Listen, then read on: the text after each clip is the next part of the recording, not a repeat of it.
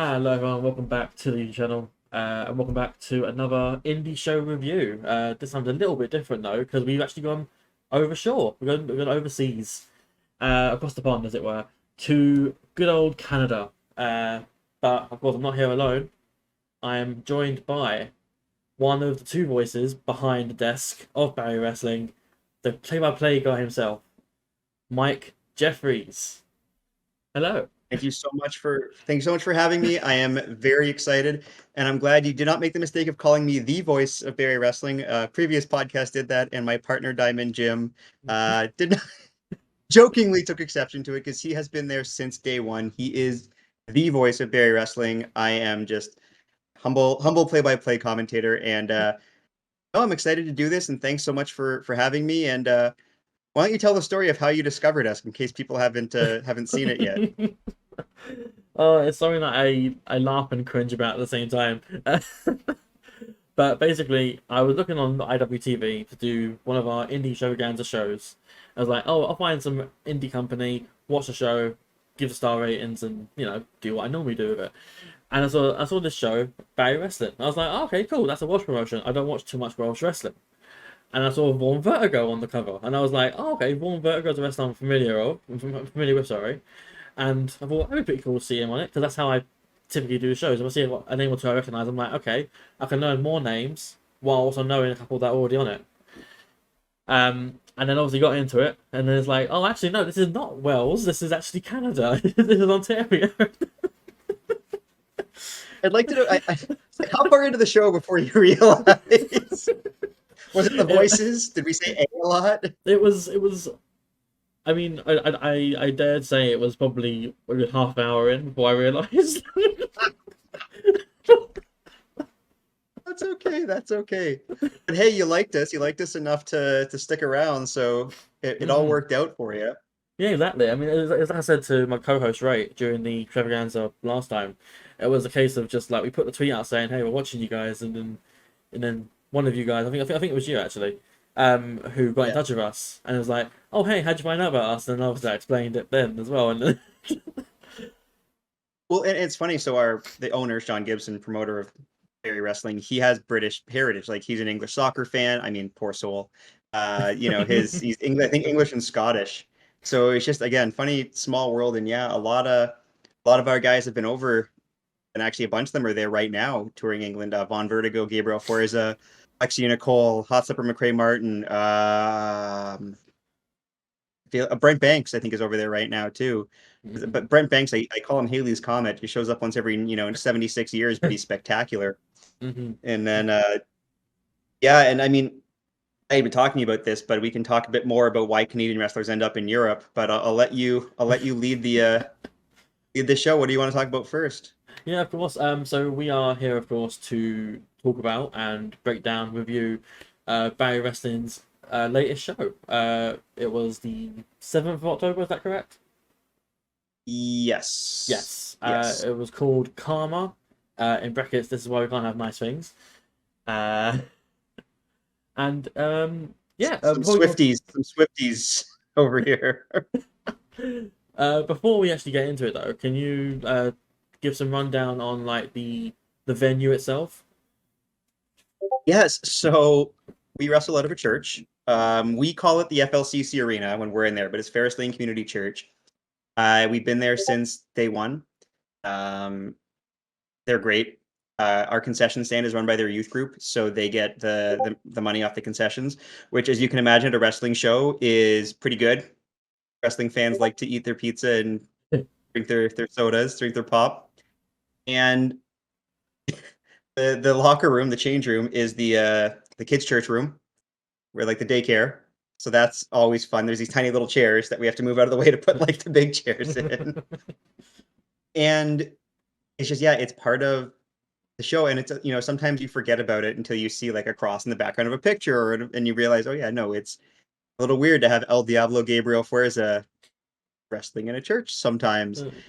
But it's it's great, and our fans are incredible, very, very loyal fans. And we have this not weird, interesting situation where our fans are very loyal, but they're not necessarily fans, like big indie fans. They might not know who, Zack Sabre Jr. is. They might not know who Speedball Mike Bailey is, who are, is a very, very talented high level indie in Canada.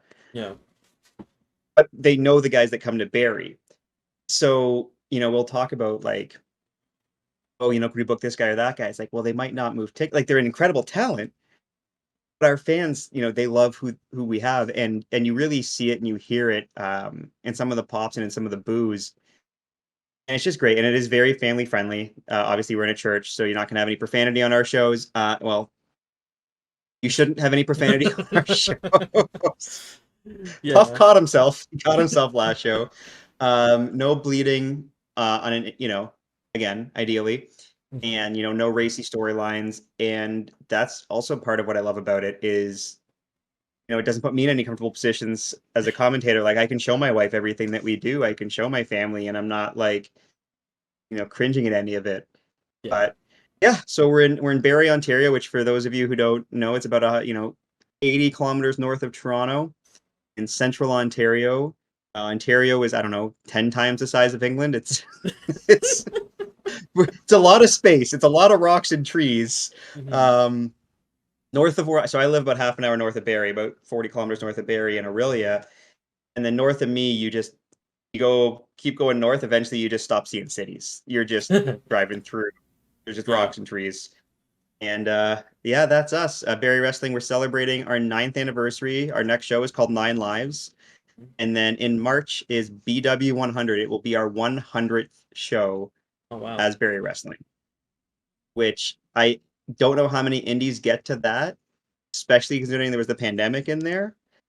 But we're very excited, and if it all works out, it's going to be a very special show. Yeah. Of course. Yeah. I mean, as you said, like not many companies do get to, at least new startups, at least anyway, don't get Yeah, to that point where they can withstand the effects of a global pandemic. But yeah. Oh, absolutely. And I mean, unfortunately, we only have IWTV for the last 2 years. I think our first filmed show was December 2021. There are some of our matches on YouTube. The very first ever Barrie Wrestling match, which trivia note, Gabriel Fuerza versus Von Vertigo was our very first match ever under the Barrie Wrestling header. It is on YouTube. You can see the bustling crowd of 40 people, and it's and Von looks like he's 14 and Fuerza looks like he's 15. Facial hair did wonders for both of them. I'm one to talk. I'm 38 and I look like this still. But yeah, it's and I'm gonna talk more about Barrie Wrestling in general too before we get into it. yeah. It is the best locker room you're gonna find. Hmm. And I do these getting to know interviews, little cheap plug on the Barrie Wrestling YouTube. You can look up Getting to Know with Mike Jeffries. And a question I always ask is, what is it? What were your first impressions of Barrie? Or what keeps bringing you back to Barrie? And the answer is always, it's the locker room. It's the people here. And we are very much like Sean Gibson was talking about this on another podcast, that like he'll vet guys before he brings them in. He'll talk to, hey, have you worked with this guy or this guy? And he'll talk to a couple guys. And if he has to get that positive vibe before he'll bring somebody in, doesn't matter how talented they are, like you need to fit with our locker room. And that's I've been involved in sports my whole life. I've been around some good locker rooms and some really less than good locker rooms, Yeah. and it's such a good feeling. And I mean, going back during the pandemic, I missed, never mind the shows, I missed hanging out with people, like seeing them in the locker room, getting the handshakes, the hugs, and all that. So it's Barrie Wrestling is very special, and it was pushed by the talent to get IWTV because they said the only thing we were missing was production. And then we brought in Alan Taylor, who is also British. Ah. And I mentioned there's no profanity. That is not true for the production. Hmm. What we hear through the headsets may not be. If we ever Ah. release the cut with the Alan Taylor audio, it will be rated R. I don't know if all Brits like to swear, but he does. But we brought in him and his team, and they're phenomenal. They've done stuff with GCW. They've done stuff with a bunch of different companies, and it's we've been on a roll ever since. And it's led up to this Taylor Swift themed show, Karma. This is why we can't have nice things. And on that note, as the commentator, I hate Sean for his show names because they're either long or they're like Cream, which was our May show, was Cream. Yeah. So, but yeah, that's my little vent there. Welcome to Cream.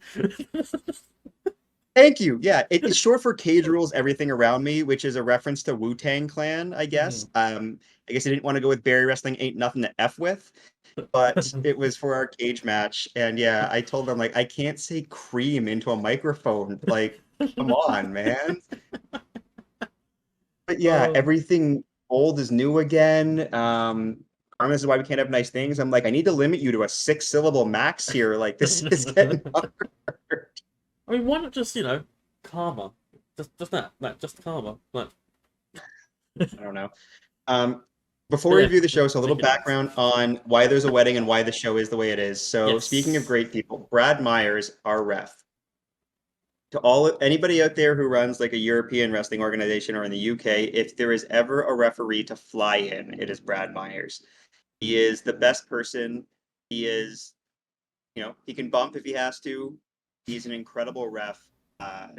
Great at handling stuff when it goes wrong in the ring, and he got married the week after our show. In fact, the reason why we had our show on Canadian Thanksgiving weekend, and it's because the following weekend was his wedding. And he is a Swiftie. He is a very, very diehard Taylor Swift fan. So we, as well as calling the show Karma, this is why we can't have nice things, we also made a poster that was the Brad Myers eras posters, like in Taylor Swift style. And we sold those as a wedding present for Brad. But that is why there was a wedding, and that's why it's Taylor Swift themed, is because it was a little tribute to Brad Myers. Fair enough. Who's our ref for every single match, basically, on most of our shows. He is an Iron Man ref, and that is exhausting. I can only imagine, yeah. Yeah. Having to be so intertwined with everything going on in every single match that happens on every single card. Like... Yes, absolutely. And he is drenched in sweat by the end of the show. I think that most of are after match 1, so... Yeah. But, of course, we can't spend all the time here just talking about the history and stuff. We are here to review the said show, Karma, this sort of kind of nice things. It's just quite a mouthful to say in one go, but... Yes. So we go in just basically into just the general how things began and then the matches. Yeah. I'll give my star ratings for them because it's just something that we do on the HW show. But otherwise, obviously I'm not expecting you to give star ratings for stuff unless you absolutely want to. But nope. Thank you. Yeah, that's fair. But yeah, just that general thoughts and stuff, and then you can add some stuff in with like history if you want to add in history or anything that I might be missing, because I am quite a relatively new fan to this. So yeah, how about the opening segment where our former heavyweight champ came out blindfolded?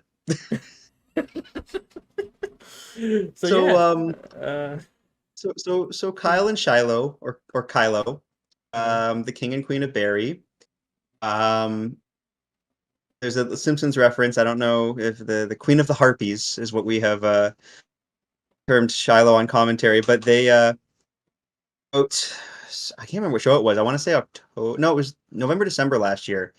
Kyle cashed in the Kempen Fest Cup, which was our Money in the Bank. That was at the Kempen Fest is a music. Yes, Christmas Slamily Reunion, which I will give Sean credit, is an all-timer of a name. And it was named that because Jody Threat, who's now with Impact, really cut her teeth with us, wrestled with us, and she came back. And then Kevin Blackwood, who is big on the indies, he had wrestled with us. So they both came back for that show. But Jody Threat won the Barrie Wrestling Championship, which was awesome. And I try really hard to avoid spoilers on play-by-play. A little old school that way. I want my reactions to be. I'm not a good enough actor, so my reactions need to be genuine. Yeah. Quick aside on that, I have messaged guys before and been like, "Hey, like, I don't want to know the finish, but like, what are your moves?" And the guy responded with, I don't hit my moves. I just win with a roll up. I'm like, oh, okay. Like, I don't think you understand. But so Jody won, which was a huge surprise, huge pop from the crowd. Mm-hmm. And Kyle's music hits. And I've talked to Sean about this afterwards because I'm sitting on commentary and I immediately go, oh, that is so mean.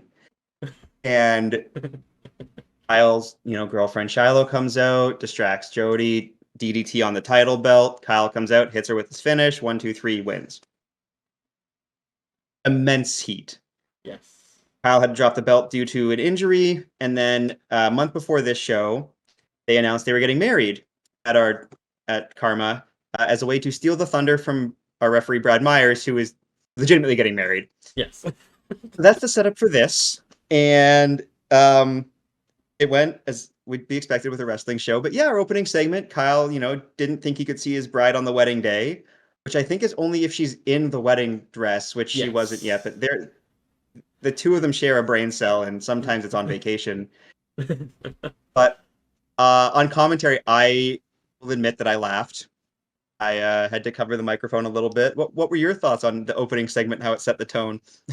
It definitely set the tone to remind you that there was a wedding tonight at the show. I mean, it was like, hey, this is happening. There's gonna be no drinks, no cocktails, nothing like that until afterwards.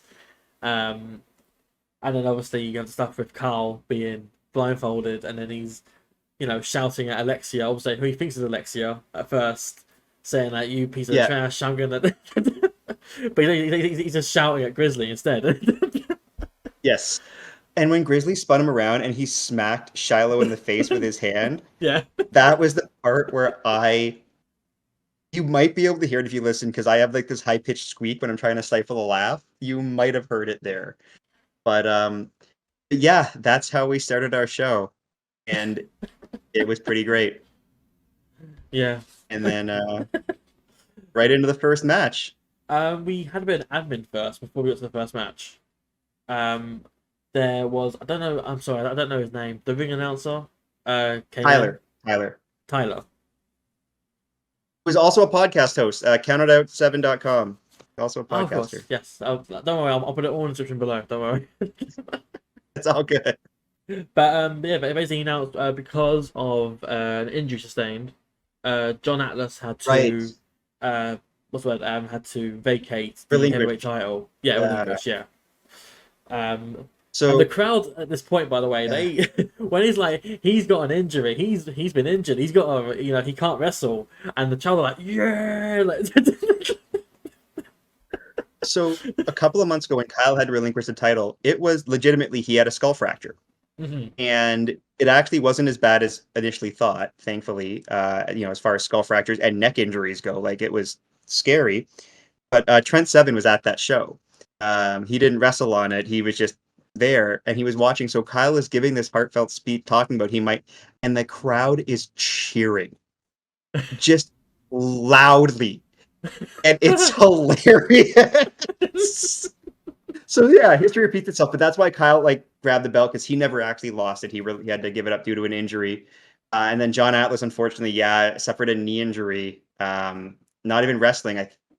It was I want to say football. American football, Canadian football. Yeah, NFL. But he had to relinquish the title, unfortunately. And we found out at the end of the show who the matchup's going to be next month, but we can talk about that when we get there. We'll get to that when we get to that. But obviously, before that actually does end that bit, we have Kyle coming out again. He's like, hey, I had to vacate my title. He's now vacating his title, which means there's no champion, which means I'm actually the champion now. So, so he comes out. There's basically logic is his strong suit. It makes some kind of sense, I guess. But yeah, he comes in and just basically steals the title from Tyler, and then just walks out with the title. So they get into a tug of war first, and then he shoved our ring announcer. You can't do that. I mean, that's a fine in most other companies. It should be. Yeah. I don't know if we pay him enough to fine him, but I mean, he should be fined. But yeah, he walks off with the title, and then we get into the first match of the night. which was for the Barrie Wrestling Three Pistols Championship. We had. Yes.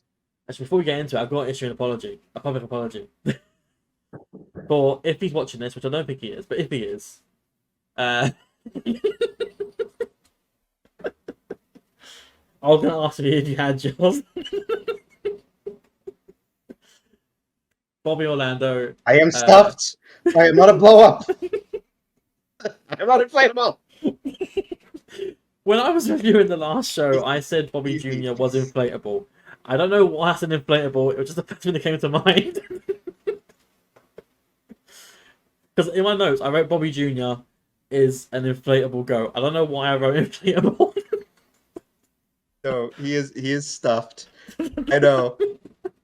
And yes, I do own. I mean, I cannot call myself an unbiased announcer. I do own a Bobby Jr. Jr. So. But yeah. So yeah, I had to correct you on that one. That's fair. But yeah, Bobby, if you are watching this, I sincerely apologise. Bobby Jr. is indeed a stuffed goat. Thank you. Thank you. I can't believe I just did the voice. But we go into the first match of the night. Again for the Three Pistol Championship. Leo Sparrow, Bobby Orlando, and Young Jay Lee, the champion. With a couple of notes on the people. Leo is the son of the sun, and he's a full vegan. He loves kale, cabbage, and broccoli, and all that stuff. He's making his debut here. Yes. Bobby Orlando has Bumblebee Bobby Jr. with him this time. It's a stuffed goat in a Bumblebee outfit. Yes. And Young Jay has been champion for 463 days as of the day of the event. And that is according to Cage Match. Obviously, so you know, the holy gospel of internet wrestling. Yes. But he's defended 15 times that title prior to this event. So this is the 16th title defense. Record setting. That is the longest Three Pistols champion we've had. Oh, fair enough. Yeah. But the match itself, Myung Jae Lee wins, and he retains following an assist from Bobby Jr. and the Psycho knee on Leo Sparrow. Yes. Yeah, and I'll let you share your thoughts first. What did you think of the match? So yeah, I rated it 3.5 stars. I enjoyed this. It was a good 3-man action to set the tone for the rest of the. Obviously, the stuff before, but like this was the first match that really set the tone for the rest of the show to follow. It was good. It was fast paced. No one lost a step. No one missed a step really. There was nothing that seemed out of place or anything like that. It was honestly a very solid opener, and it just showcased everyone in the match really. Absolutely. So Bobby is over with our crowd. Yes, he is. And the only show I've missed post-pandemic was his debut. And so the first time I saw it, and that was actually an outdoor show that is the lost show of Barrie Wrestling. It's the only show since we started IWTV that is not on IWTV. Yeah. We have it filmed, we just never made it up there. But he is one of the most popular wrestlers we've had, and there are Bobby Jr. Juniors throughout the crowd. And I will be honest, I smuggled mine in. Jim, my commentary partner, didn't know I had it, so I could get his reaction when I. Yeah, you can literally hear it, Jim Bobby's entrance. It's like my partner here, Mike Jeffries, has got a Bobby Jr. lifted in the air, like. And Bobby gave me the point off the top turnbuckle. If you see him at the end of his entrance when he's pointing at me. But it just so happened I interviewed him before the show in an interview that might not air because the audio is ruined. But I'm glad because I got the insight on Bumblebee Bobby Jr. and the power of his stinger. I almost got stung during the interview. So I knew when Myung Jae Lee, or when Bobby hit Leo Sparrow with the stinger, that Leo Sparrow was done, and then Myung Jae Lee taking advantage and hitting the Busaiku knee. The match it was a really good clash of styles, I think. Mm-hmm. So Leo Sparrow and Bobby Orlando are both from Creative Pro Wrestling Academy, which is run by Brian Myers, formerly known as Kurt Hawkins, and Pat Buck. It has also produced Max Caster, Chris Statlander, a bunch of other people, and actually MJF? Bobby Orlando's theme song as well. MJF, yeah. Oh yeah, how did I forget MJF? But Bobby Orlando's theme song performed by Max Caster. Oh. So, yeah, I did not know that. Yes, Yeah. And it is a banger. It is on my hype up playlist.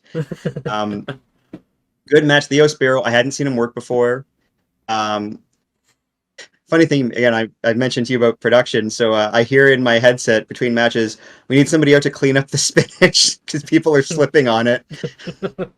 But yeah, and Oh, is that what happened? good. Because after the match, the camera Oh no! person falls over. Ah, So so Chris, no, she tripped over Bobby.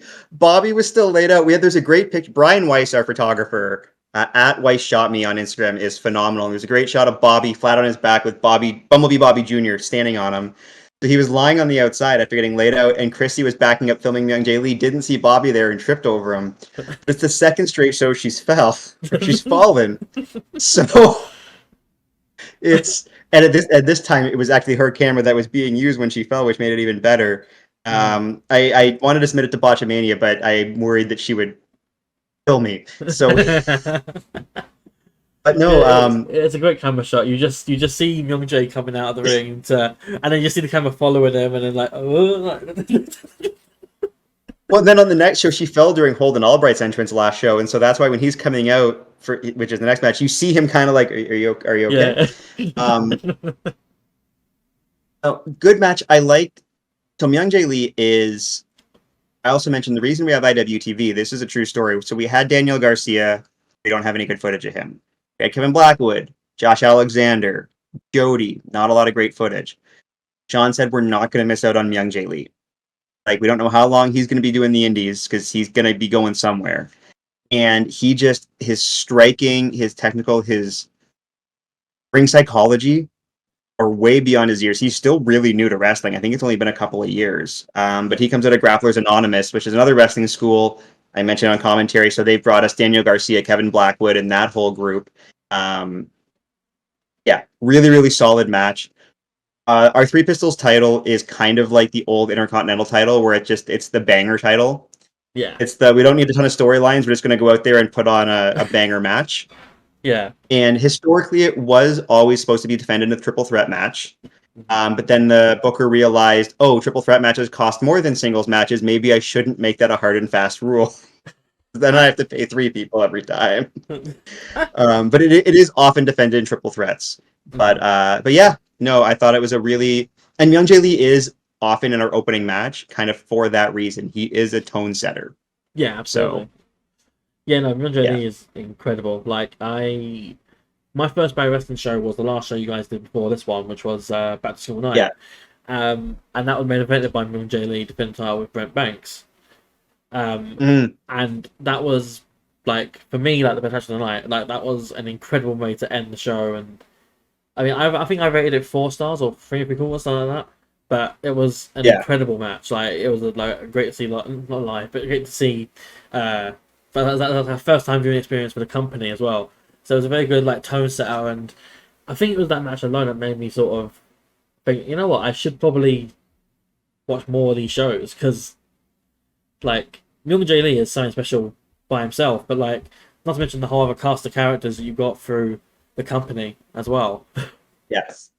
Well, I will say Brent Banks, I think he's over in your part of the world right now. And if you can see him live, he is.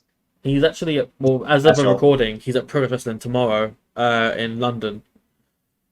So the English London, not the Canadian London. Yes. Yeah, we have a lot of overlap there. But no, yeah, he's great. But we'll be here for 3 hours if I talk about everything I love about Barrie Wrestling. So it was the 4-way match next, correct? That's right. Yeah, match 2 was the 4-way match, which I think like some unofficial open challenge or invitational sort of thing. Yes. Holden Albright against Matty Z, Ali, and Vanna Black. Vanna Black? I'm saying that right? I don't know. Vanna Black, yes. Vanna Black, yes.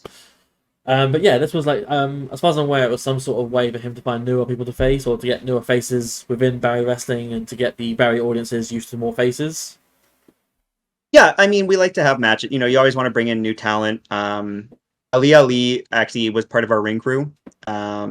He's trained by Gabriel Fuerza. It was one of his trainers, I should say, out of Battle Arts.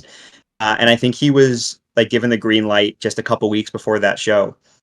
So that was one of his first like aside from doing school shows, Battle Arts, that was one of his first shows. And it's funny, I first met him like 6 years ago doing Ring Crew in Toronto. And I was helping out with a show down there. Really nice kid. And then, yeah, Matty Zed, depending on how you want to say it. Also very, very new. Vanna Black, much more established. Little inside baseball. She was supposed to be in another match that didn't happen because of an injury. So that was never announced. But so she was added to this. And yeah, I think it, for what it was, I mean, there's no build up to it. Yeah. Thought it was a solid match. Absolutely. I liked some of the aspects to it were really good. Seeing Ali, who is a legit 6'6", and his wingspan's got to be 30 feet or 10 meters. Yeah, it's I don't know. very. How's it gone? I was gonna say, do you guys measure height in feet and inches? Like, if I say 6'6", is that gonna translate over there? That's 6'6", right? Yeah, Yeah, that's fine then. Yeah. 200 centimeters. He's 2 meters tall. Yeah, I don't think we like ring announcers in the UK don't do height or anything like that unless like someone's like specifically a tall person. Like Yeah. otherwise, like if someone's like I don't know 6'1", they're like not gonna be like 6'1". Like they get, but like if they're like Yeah. like 7 foot tall, then like that'll probably be like part of the moniker or something like that. But Yeah. Yeah. What did you think? yeah, I rated this 3 stars. Obviously, Vanna Black won the match following a DDT to Ali Ali. I thought this was a very good showcase for younger and fresher faces to mix it up with someone on the scene with much experience as Holden Albright. As I said before, with the previous match, it was a very good clash of styles as well because Holden's not exactly the fastest of people, but he's got a lot of toughness and he's got a lot of mobility as well, like a lot of strength as well. Yeah. But yeah, ultimately, like no one really, I'll probably keep saying this. I'll put my new catchphrase for the show, but no one like missed a step. Like there wasn't really, there wasn't any like hiccups or anything like that, which is what I thought there might have been a little bit of because of the the aspect of being fresh faces and not necessarily that what's the word well in Seasoned? with a bit. Yeah, that's I think you seasoned. Yes, that season compared to someone like Holden, but ultimately this was a very good showcase and. Yeah, ultimately Vanna Black got the win, and arguably I'd say probably the best choice. Yeah. No. I believe she will be back. I believe she will be back. No, and yeah, no, it was a really solid match. I think that's the first fireball we've had in Barrie Wrestling history. That caught us all a little off guard. Side note, Holden Albright, also a magician. That's a shoot. Ah, He does magic. I should have guessed that just because of the way he dresses. Like, Yeah, that's a new thing for him. But no, I've seen him do a magic show. Yeah, so he's very much an entertainer. fair enough. So after this, we got into some pre-wedding entertainment as Anthony Musso came down to the ring. He's a bit tipsy. He's had a little bit of drink. But he's been scheduled to sing a song for the crowd to warm them up for the wedding coming up later. I didn't know the song he was singing, but what it sounded like to me was "Love Stinks." It's Love Stinks, which is from The Wedding Singer, which is an Adam Sandler movie, Right. if I remember correctly. And it's a scene where Adam Sandler is supposed to be singing at a wedding, but he just got dumped and he's hammered, and he sings that song. So that's the origin behind it, and he did a good job with it. Yeah. He did. Musso's got some pipes. He does, yeah. I assume it's gonna be sort of bombed with the crowd, and they were like gonna boo him out the ring or something. But then he started like people started doing like waving their hands in the air and singing along. It was it was really weird to see, but and then suddenly the music ends. He's done with the song, and then we start playing Run Up That Hill by Kate Bush. Yes. And at this point, I'm thinking, oh crap, it's Vecna. Stranger Things. But no, it's not. It's actually the return to Barrie Wrestling of the White Russian, Anton Alexiev. I feel saying that right. Yes. Yes. But yeah, I don't know too much about the history behind Anton of Barrie Wrestling or. I'll give you a super quick backstory. So Anton was very, very popular. He unfortunately has suffered shoulder injury after shoulder injury, and then finally made his return a couple weeks ago. Did a show out in British Columbia, west coast of Canada. First match back, shoulder pops out again, and he's done. He's acting. He's doing some acting. He was in a commercial. He's done some acting, some modeling. Very, very popular guy in the locker room and with the fans, but unfortunately, it does look like his wrestling career is done. So it was just a way to kind of bring him back as part of the festivities, and to bring out the man who would eat the song right out of Anthony Musso. Yeah. But yeah, he comes in and he essentially brings in, as you said, like the guy who's here to put an end to the music. Yes. Jesse V. Yes. Jesse V, who is an absolute unit of a man.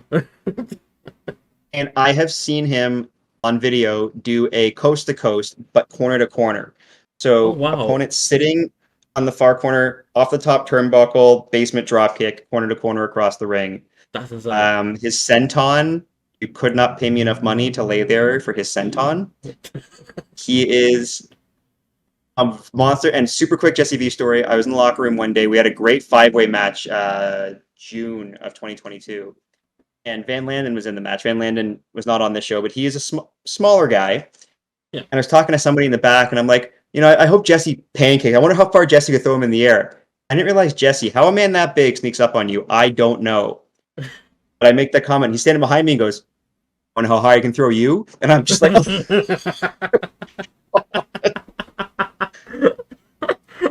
really nice guy, but the dude is just, he's a unit. He is an absolute monster. He was on AEW, and he was in a match with Keith Lee and Goldust on the other side. And like, they're not small guys. And like next to, like, Jesse's the same size, like the same kind of build.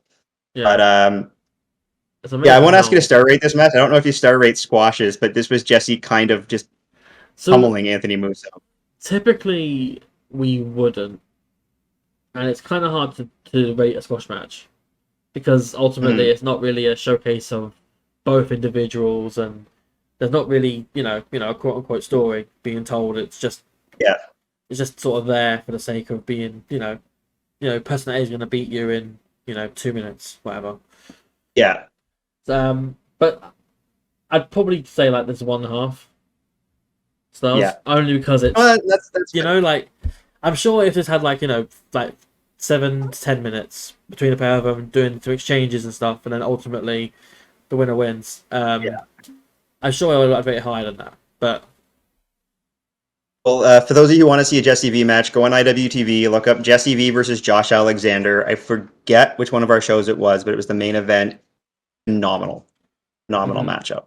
But, and I mean, I did say like his power bomb to Musso was impressive, considering he kind of slipped a little bit, and he's just a big, strong boy. Just continued with it, just went with it. Yeah. But it's called the clutch, his finisher. Yes, the clutch and go. Yeah. Oh, so it's clutch and go. Okay. Yeah, the clutch and go power bomb, and it's very impressive. Mm-hmm. Yeah. I don't know how he normally hits it, because I'm fairly a new viewer. So I'm not entirely sure how he hits it normally. But like from this position, it's a very adaptable move. So like from any position, you can sort of lift someone and go into it. Yeah, it is usually kind of off the ground, like that kind of roll position up, and he does it with small. He'll do it one-handed to a lot of people. Yeah, which again, he treats full-grown adults like toddlers. Yeah, that's quite insane. But if you couldn't tell, Jesse V wins the match against Anthony Musso. Yeah. And then Swerve, Musso won roll up. But no. Yeah. But no, Jesse V does win. Rather decisively, I should add. Very one-sided. Yes. Even the hits that Musso got on were just nothing. Jesse V. Yeah. It's very... No, that's... Yeah, Jesse pummeled him. Yeah. I mean, I feel like with the situation with heavyweight title as well, like, Jesse V would be one of the front runners to you. Wouldn't necessarily think he's going to be in the running at some point. like in the near future. But we'll get to heavyweight title stuff later on. Yes. We go on to the second, and I believe it's the last. Yeah, the second and final title match of the night, which was for the Yes. Barrie Wrestling Tag Team Championships.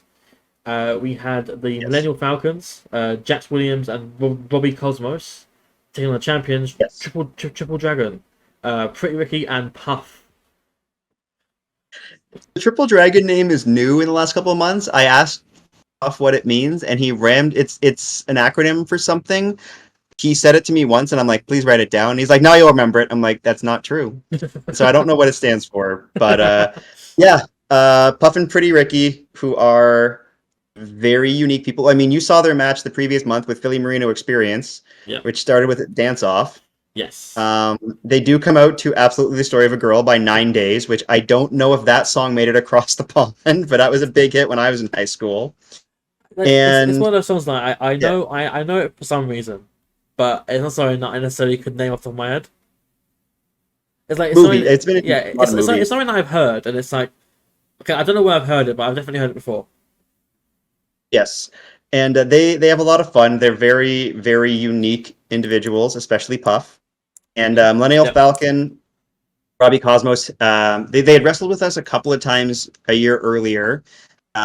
They were briefly in a faction with a guy, Corey Stone. Robbie Cosmos got hurt. Corey Stone, just timing wise, bookings didn't work as far as I know. So this was Robbie's first appearance back. Jax Williams had come back the month earlier and wrestled Gabriel Fuerza. And I like Millennial Falcon. I think they've got a good package, good strikers. Puff and Ricky are always entertaining. Yes, and they're also Everything they do. like Bobby Orlando. They're also very over with the crowd. Puff, his debut match in Barrie was my second show in Barrie back in 2017, 18, and he was over by the time he hit the ring. He used to come out to James Brown. Oh, I can't think of the name of the song, but like he comes out and he's got the Homer Simpson donut on his belt, his sewn-in belt thing, and dancing and coming out James Brown. By the time he hit the ring, he was over, and we've joked that we could not turn him heel. Like physically, it'd be impossible. He could light the ring on fire. The crowd would cheer him. So yeah, I think that comes with the territory so... with having like someone of that stature.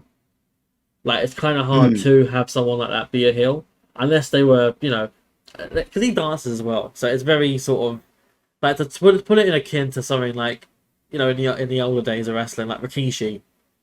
Sort of like Yes. the original Rikishi, like Too Cool and all that. Like they always dance and stuff. It was hard to turn him heel until he just essentially went silent and was like, you know what? I did run over the Rock. It was like I did it. No, sorry, Stone Cold. Sorry, for the Rock. I did it for the Rock. Yeah. Yeah. So it's very sort of that sort of thing. Well, and how do you boo a man who wrestles in Crocs too? Right? Like that's hard to do. I mean, it's unhygienic for one, but yes, but yeah, Puff and Ricky again victorious, defending their 400 North, and it's called the 400 North Tag Team titles because the Highway 400 North runs through Barrie. That's why. Okay, thank you. I was about to ask you that. Yeah. Yes, and Puff weighs in at 69 stone. For the Brits, of course he does. Yep. So nice. So yeah, it was definitely a unique matchup. Puff and Pretty Ricky kissing each other as a power up is also a new thing. Ricky has had a move where he smooches people for quite a while, and then I think it was the month before this, a team countered it and had them kiss each other, and I joked that like the Samoans headbutting each other, it has no impact. Yeah. And so they used that as a power up. What were your thoughts on another Clash of Styles match? Yeah. So I rated it 3 stars. I will admit the previous match of Battle School 9 was the lowest rated match I rated for that card. Ricky and Puff against the Philly Marino Experience. Philly Marino. Because for me the highlight was the music that they both came out to. But this match really sort of picked up in my opinion for Triple Dragon. It was less fooling around. It was more to the point. I'm not against like falling around and stuff, but I think I prefer more of a serious sort of match style, which is why I would prefer like technical wrestling. Yeah. Like my favorites are like Brian Danielson, Zack Sabre Jr., etc. Like them sorts of people. But like Yes. just to put an experience like that. But the match itself was I did enjoy it. Like compared to the last show, I did it like, to the December show. I did enjoy this more than I did that one. As I say, it's just the clash of styles here, and having someone like Ricky teaming up with someone like Puff is just a weird experience to see in person. Like for you in person, but like for me, like seeing it on IWTV, because I was familiar with Puff a little bit. Like I'd seen him somewhere. I don't know where I'd seen him, but I'd seen him somewhere online. He did go to England. So you That might have seen might him over be. there on one of That your might indie have been why. shows. Yeah. Yeah, that's it. I don't remember where I saw him, but I know I've seen him somewhere. But but yeah, it's just Oh, like he was as also on AEW. I don't know if you watch AEW, but he did make a couple appearances on that might be where I've seen him. Yeah, maybe. But yeah. yeah, like as someone who is myself, I'm plus size myself. I'm someone of the larger variety. Um, so like to see, it's always kind of surreal for me to see someone else who's also of the larger variety, uh, who does wrestling for a livelihood and who does matches and is also a current reigning tag team champion. Like it's Yes. like I've got no aspirations to wrestle myself. I'm past that. I'm 26 years old. I've got no interest in trading and doing wrestling. I've got no interest in that. Podcasting's for me. But I did enjoy this match a lot. I had 3 stars. I can't really say anything bad about it. This match, really. Like, And I should have mentioned this earlier, but Puff actually comes out of the same school as Myung Jae Lee, Daniel Garcia, and Kevin Blackwood. So I can imagine what their practices were like because you got those 3 guys who were very, technical strikers. And you just picture Puff kind of just grooving his way back and forth in the corner. But the Buffalo Brothers, yeah, it was so Buffalo Brothers. The original ones were Puff, Daniel Garcia, Kevin Blackwood, Kevin Bennett. I don't know if you heard the story a few years ago, but the car accident, 3 or 4 years ago, but the 4 indie wrestlers driving back to Buffalo, car spun off the road where Daniel Garcia broke both his legs. But yeah, Puff was in that car too. But yeah, he is very different from the other Buffalo guys, and we love him for that. He is from Buffalo, so of course it is. Yes. he's great. And of course, their match led into the segment of the year. Yes, but before we get into that, we have to go over the post Oh, the match. turn. Yes. Yes. So obviously, Yeah. Triple Dragon give respect to the Millennium Falcon, and that doesn't last long. The appreciation from the crowd as Jax Williams just turns and lays out Cosmos. It's like Robbie Cosmos.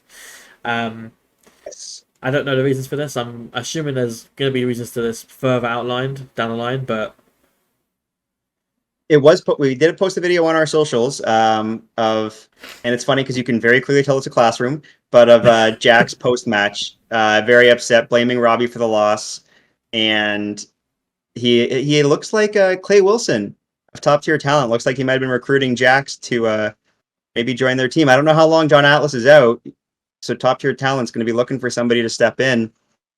I think that's something to watch. absolutely, yeah, because it's something that we mentioned. That we didn't mention earlier, but I was going to mention earlier. Like, obviously, there's the power couple of Shilo and Kyle, and Yeah. Grizzly Max also there.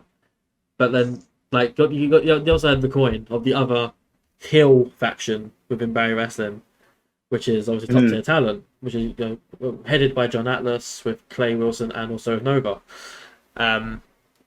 And I'd say again, I keep saying it, the last show was Back to School Night was my first Barrie Wrestling show, and they were like 2 of the standout performances for me. Like, because I think heel work is a lot harder than face work, personally, but Yeah. to get a crowd to be thoroughly against you and to maintain your edge, your persona, everything that you're about you is insane, and I think it's incredible. Like the work that they do, and just the I think I said it on that they commentary. have. Yes. I think I said this on commentary back in September. I actually rewatched our last 2 shows before this prep, but that Clay doesn't get booed. It's a collective groan from the crowd, where it's not even boos. It's just he's the human equivalent of like a sinus headache. He is pizza burn on the roof of your mouth, and he is so hilariously hated. And yeah, he's really good at it. He's so good at it, Yeah. and just so hated. And then when John Atlas won the title, was actually Nova turned. She was beloved, and then she helped John Atlas when it was a 4-way match. So she became very hated by association as well. Mm. And yeah, and Clay Wilson factors into the wedding a little bit. Yeah, he But does. he gets Dominic Mysterio heat, where it's Yes. hard to hear him cut a promo. Yeah. But yeah, we go into the segment of the year. Yes. It's time for what this show has been all about, except maybe the main event. It is the first wrestling wedding that I think I've ever seen. Not ever seen, but I've seen in a long time. I think last time was probably like Edge and like Lita, I think. Yeah. But so yeah, this And the is first one ever held in a church. Yeah, that's the Yeah. it's a appropriate setting. But yeah, so this is the wedding between Shilo and Kyle Boone. Yes. This is With his championship, with the stolen championship title Yep. around his waist, because of course it was. yeah, of course, why wouldn't it be? But everyone's here though, so Kyle's here. Obviously, he's out first. Out comes Alexia Nicole, the maid of honor, who was maid of honor because she lost the match last show, to basically say like, you know what, if you lose, you're gonna be maid of honor. Like, Yep. and It's a normal stipulation. yeah, absolutely. Yeah. If you lose, you're gonna be you get this roll of honor, like with someone's wedding. Yeah. But yeah, Carl comes out first. There's not much booze for him, surprisingly, but maybe because it's his wedding. I don't know. There was maybe it didn't come across as well. There were some good, but I mean, he's with Brad Myers, and Brad Myers is so beloved that it's hard to boo him. So I think maybe by association he was there too, so they didn't want to boo him. So, but that does change quickly though when Clay comes out, and as you said, it's the collective sigh of like, oh. Like being told you have a cavity, you're just like, oh, come on. Has he got to be here? Come on, like, come on. Right? But no, he is the unofficial ring bearer for this ceremony. Yes. So that's why. Which, I mean, should have been Grizzly. Grizzly Mac, he's a ring bearer. I get it, yeah. There it is. Yeah, it just like something like that. There we go. There you go.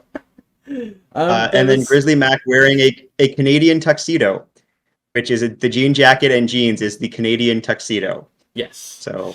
Also, Brad was wearing a sort of blazer, like a jacket on top of his ref shirt. Ref shirt, yes. And a tie. So I saw that. I thought, oh, okay, he's wearing like some sort of like suspenders, like sort of like a white shirt strap sort of thing. And it's like, no, that's just the ref shirt. Like, yep. But at this point, it's fairly all normal. Like nothing's really going on. Like this is just it's to the out comes Shilo in her wedding dress, and then coming out to a piano rendition of Teenage Dirtbag. It's so good. And Sean Gibson, promoter, did not know he was walking Shiloh down the aisle until the moment it was announced. So that was fun. That's why he was on commentary. He didn't know that's why he was on commentary, but that's why we had to make sure he was out there. Yeah. So but I didn't even realize it was Teenage Dirtbag until like Shiloh got to the ring, and then your broadcast partner Jim was like, "Hey, what is that they're coming out to?" And it's like, "I think that's Teenage Dirtbag." Oh, I was like, thank you for confirming what I thought. Oh, it was so good. So good. But yeah, Shiloh's angry that Alexia is still wearing white, her ring gear, essentially. So Grizzly just forces Alexia to wear the blue gown that Shilo wore earlier, and just puts it on Alexia. If you are listening to this and have IWTV, even if you don't want to watch the whole show, find this moment of Grizzly putting the dress on Alexia, because it's hilarious. Her head goes through the armhole. First off, Grizzly is 6'2", 6'3", like 270 pounds. Alexia is 4'10", and he is just like, it's like dressing a toddler. He's just jamming the dress on her. I'm killing myself laughing at the commentary booth. I cannot handle the moment, but you could kind of see him go sorry as he like walks away because he just jammed it onto her. Yeah, and at this point she got no arms either, so it's just like fully put on her, no arms.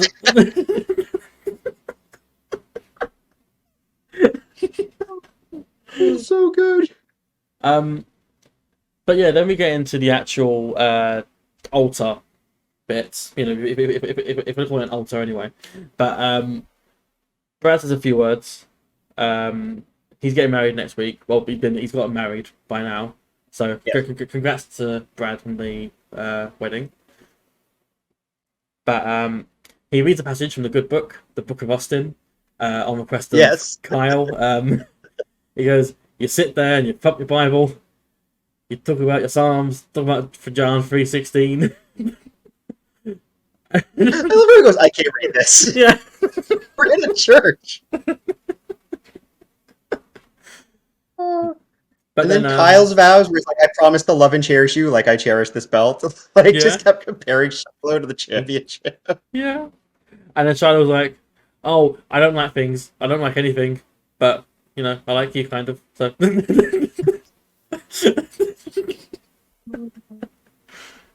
They've been together for 5 years. Like, in reality. Mm-hmm. They're the best. I mean, I honestly, like, not to again plug my interview with them, but it's great, and they are really good people, and this segment was amazing. Mm-hmm. Oh, yeah. If you get a chance, though, if you're watching this, go check out Mike's interview with Shilo and Kyle. Like, it's about, I think, like 35 minutes or something like that, and it's just it's full of complete goodness the entire way. It's just. I do love that if you look at the thumbnails of every interview, I'm like head in my hands because I'm laughing in every single one. The YouTube, and I'm not picking that. The thumbnail just is me like doubled over laughing in all of them. But yeah, they read their vows. Yep. And then Brad says, like, you know, by the power vested in me. And then nope, there's music playing now at this point. It's Triple Dragon, they're here. Pretty Mickey and Puff come out to save the day. He's in a wedding dress. Yes, of course. Yeah, sorry. Yeah, Pretty Ricky's in a wedding dress as well. Yep, because that's what you do. As you would. Yeah, but they've got a gift for Shilo and Kyle, which turned out to be a confetti blaster for Brad.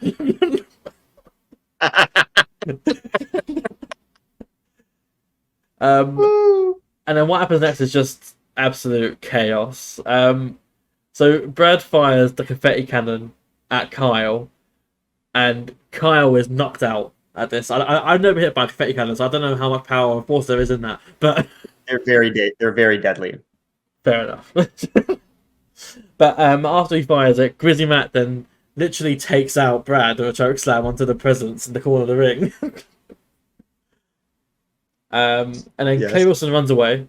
That's the only note I have on Clay Wilson. He just runs away.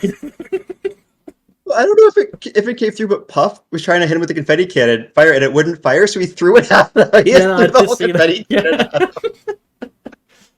just assumed that it was, you know, it was like a intentional that it didn't fire because he was aiming at the crowd anyway. No. So it jammed. And then obviously this then breaks away into Shilo being angry and asking if anyone in the arena knows what love is. And then Puff's involved in this as well, and there's a woman in the crowd who says that she does, and then this leads to an actual proposal. A real proposal between herself and her partner.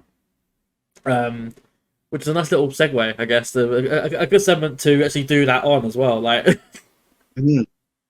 absolutely. But, yeah, it's not something that you see normally. Like, you see it occasionally, but like not necessarily on a wrestling show, like in the middle of Ontario, Canada. No, not common. Caught us. Yeah, I didn't know it was happening, so that was kind of cool. and then everybody ate cake, and it was a pleasant evening, right? Yeah. Well, someone ate cake. Um, Shilo then demands Brad declare them husband and wife, and then Brad comes back to life, and he's like, "By the power vested in me." And then before he can finish, someone else comes out. It's now Gabriel Fraser. He's Fraser. and he says he's got to stop the wedding. It can't continue because he's in love with Shilo. He then, One of my favorite calls, by the way, was me. I think I yelled like, "What else is going on?" or "What is going?" Like I'm so exasperated when Fraser's music hits, and then he kicks over the altar. He's kidding though. He's not in love with Shilo. Don't get ahead of yourself. He says to her. He's bored and he wants to get onto the main event of tonight. And then Shilo essentially holds the show hostage. She says like, "No one's wrestling until I'm married." And then at this point, Pretty Ricky and Next Cole just like have this cake that they're gonna give to Shilo, and then they just shove it in Shilo's face. If there's a cake on a wrestling ring, somebody's getting hit in the face with it. It's a rule. Yeah, it's a rule. Yeah. And then Fraser just directs traffic as then we just like get the ring crew in and everyone clears, then tries to clean the ring to the best of their ability as we move on to the main event. Yes. I don't know how much of an intermission there was before the main event because the main event ring. None. Oh, okay, yeah, I was just saying. So the funny story, I actually, because like everybody leaves the ring. Kyle Boone didn't got caught on camera. He grabbed me by the throat as he was leaving the ring. He was apparently upset about his wedding being ruined or something. But I ran out to help clean up because I'm like, oh, we need to get this cleaned up before the main event. Mm-hmm.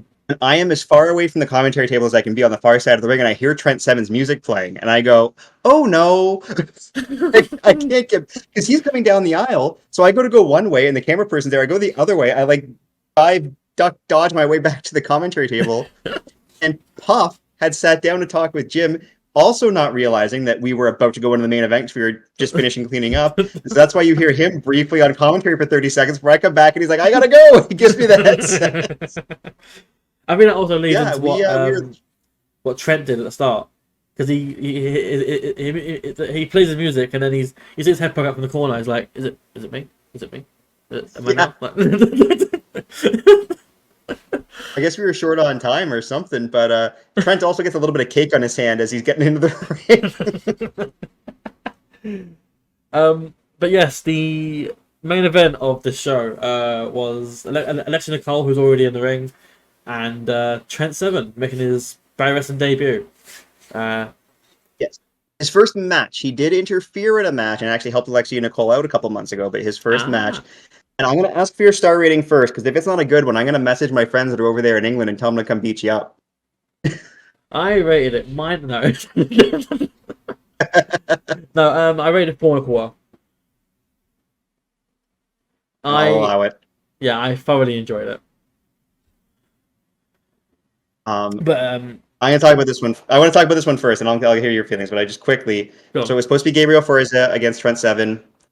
Forza suffered a knee injury, and especially because he's now over in the UK, it was very much like, take care of yourself. You've got this big trip. Like, who do you want? Who should take your place? And he's like, Alexia, and we're like, that sounds like by we I mean Sean. Sounds like a great idea. And what's funny is before the match, like, how is this going to work? You know, there's such a size difference and things like that. But I've talked to Alexia about intergender wrestling, and I said what she does so well and what's so important is you forget that it's intergender wrestling.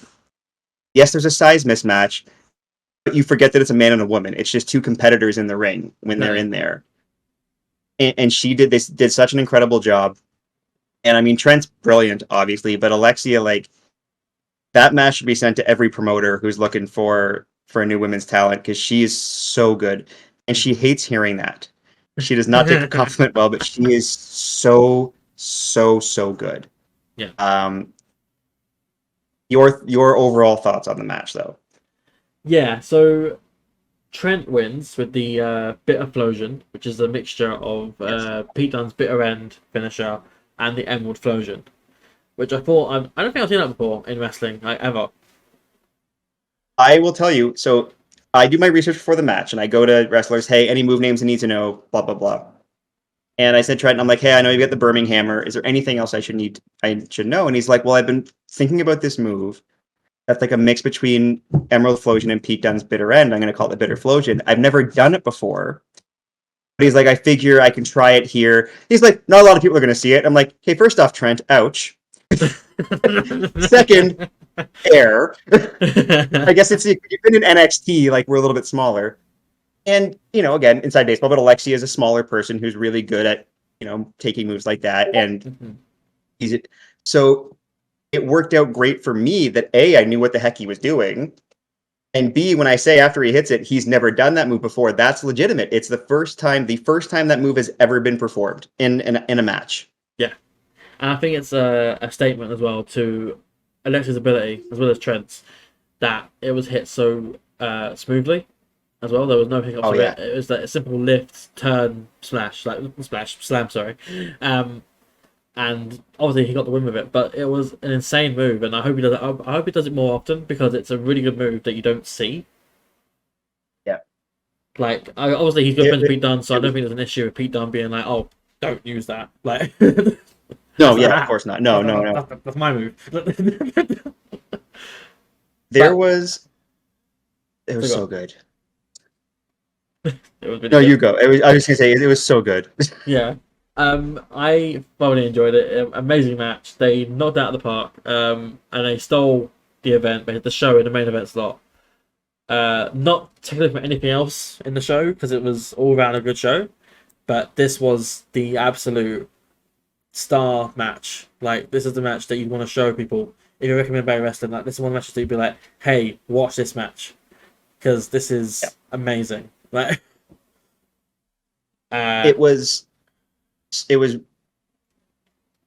incredible, and the story they told, the crowd isn't hot for it in the beginning, right? Because like Alexia's babyface and she's over, but Trent Seven people want to cheer for him, and and at the beginning of the match, they're kind of feeling each other out, and the crowd's a little bit getting into it. The final 4 to 5 minutes of that match, kind of starting with the Birminghammer ref bump, which I usually hate ref bumps, but they told the story great with this. The top rope Emerald Flosion, which was unreal. And then, she kicks out. She hits the top rope cutter, which I've never seen her do that before. I've never seen her do a springboard cutter before. Puke out. And then the powerbomb pile driver. I bit on that false finish so very, very hard. To the point that I was pretty sure there was no way Trent Seven was losing.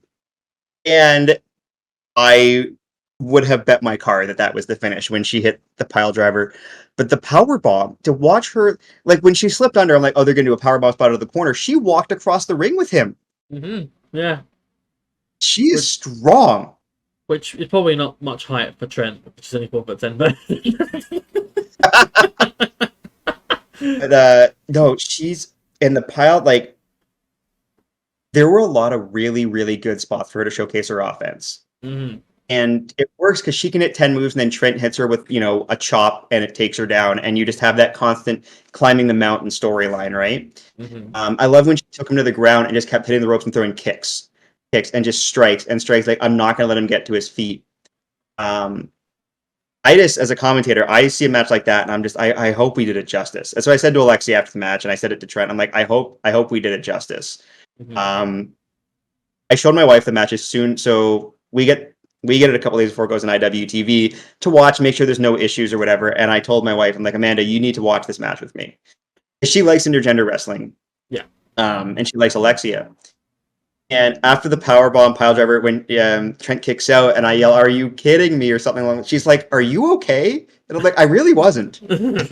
Like, my voice was cracking. I was losing it. But that sequence at the end of the match was so good. And then she goes wrestling storytelling, right? You go for the same move twice, your opponent sees it, chops her in the back, which could not have felt good. And then that bitter flosion where he darn near put her through the ring with it. Watch the match. If you have IWTV, I know we just kind of told you everything that happens. Watch the match. Watch that match. Yes, please. Like, if you needed... and if you don't have IWTV, Yeah, Use the if you code need Barrie400 when you sign up. the Venom. If you needed an excuse to watch Trent Seven outside WWE, like use this match as that example, because I don't think, and I could be a bit biased here because I'm doing a review now, but I I don't think Trent had a better match outside WWE. I don't think he has. He's good. I don't think he's had a bad match. I've never seen a bad Trent Seven match. Oh no, of course no. I think this is his best match. Oh, you don't think he's had a better match? Oh yeah, no. It might be. It's definitely up there for me. It might be the best match. It's our match of the year so far. Like I have a little group chat with me, Jim, and Sean, and we unanimous. It's our match of the year so far. Yeah, it's a sounds weird because we're on IWTV. It is a television quality match. Aside from the cake bits in the ring, it is a television quality. Yeah. So yeah, I mean, it's the first time you say that match was main evented by a ring covered in cake. So yes. And then everybody went home happy. Oh wait, no, because Kyle and Shilo are bad people. Yes. So yeah, Alexia's attacked by Kyle, Shilo, and Grizzly. But mainly just Kyle, I'd say. But because he's the one who did the first attack. But Kyle just throws a fucking forearm at her. He just yeah. He comes in. He's like he hits her hard. Yes. Yeah, Kyle's tough. I mean, he's sharp as smart as a box of rocks, but he's tough. But those rocks do hurt. Oh yeah, no, he knows how to. And then they were clearly going out for vengeance. Yeah, they set up a hit with a title belt, with Kylo's title belt, to hit Alexia, and then suddenly music plays and Jesse V's out again. He's here again. He comes in and makes a save for Alexia. Essentially clears house, and then Brad stunners Grizzly. We cannot gloss over Jesse V hits. I've never seen him do an attitude adjustment before. But I don't know what the technical term is for John Cena's finisher. Yeah. But I've never seen him do it before. But he picks up Grizzly Mac with far too much ease. I don't know what it is, but it's that fireman's carry something. Slam, fireman's carry drop, I guess. Yeah, but he picks him up with way too much ease. And then yes, Brad Myers with a massive stunner on Grizzly Mac. Alexia Nicole with the code breaker. It's a feel-good ending. And you tell him what's our main event for November 4th.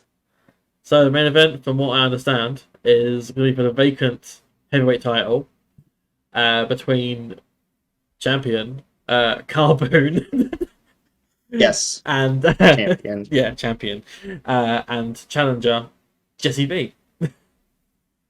Yes. Jesse V finally getting a one-on-one Barrie Wrestling title shot. He's been there for a multi-man match, but not one-on-one. Yeah. And Kyle was not too pleased with that news. No, clearly. He walked away. And did Jesse sign the contract? I think he signed the contract on Brad Myers' back. If I saw that correctly. Yeah. But yeah, that is the end of the show. Kyle and Shilo are running away. They're not happy about what happened. And then the remaining three in the ring, Alexia, Jesse, and Brad, stand tall in the ring. Happy ending. Everyone goes home happy. Absolutely. And yeah, it's going to be a huge main event for our November show. I know we're running out of time. If I can quickly plug the November shows, we have that. Yep. We have a tag team title match. We've got a Triple Dragon taking on Grizzly Mac and Anthony Musso, which was because Shilo screeched until she got her way. And so it's our 9th anniversary, 9 lives on November 4th. Well, I mean, November 4th to us in Barrie, Ontario. I assume most of your listeners probably aren't making that trip, but it'll be on IWTV a couple days later. We're usually up on IWTV within 3 or 4 days. Production team is so good. We actually had the footage for this past show the next day. They're incredible with what they do. And yeah, it's going to be a really great show. 9th anniversary. Want to make it special. Absolutely. but yeah, that brings an end to this review. Please do check out Barrie Wrestling when you get a chance, whether it's on IWTV or if you happen to be in the area in Barrie. Which I know that unlikely for our audience, but if you are by chance, then by all means go And for check the, out. if you're not subscribed to IWTV, we do have a few matches on YouTube, including a Wild Rovers match, which is a combination football wrestling match. So you Brits should like it, but also for all the Canadian talents. Super quickly, I mentioned this at the beginning, so I want to wrap up. Canadians going to Europe. So for those of you who don't know, visa rules in the US will prevent Canadians from wrestling in the US unless you were signed by a major company or willing to risk a 5-year ban from the US if you're caught. So Americans can come over to Canada because we have more lax rules for entertainment visas than they do in the States. So a lot of Canadian wrestlers travel over to Europe. That's why Von Vertigo, Gabriel Fuerza, like those guys I mentioned earlier, Alexia, they all go over to Europe. If you see our Canadians over there, support them, buy their merch. If you watch Barrie Wrestling and you're like, I think this Von Vertigo guy is talented, and you see him over at a show over there, buy his merch, support them. They're great, and they're bringing Canada to the rest of the world.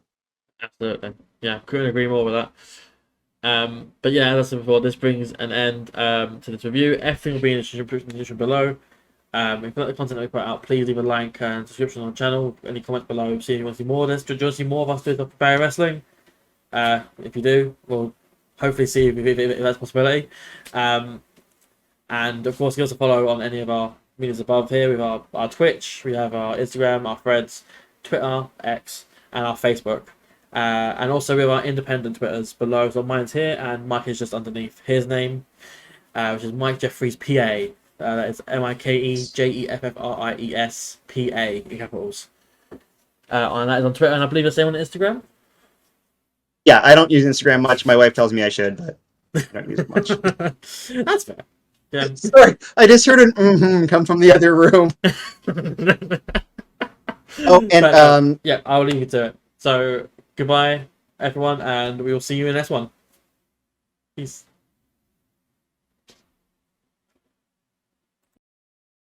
Oh, yeah.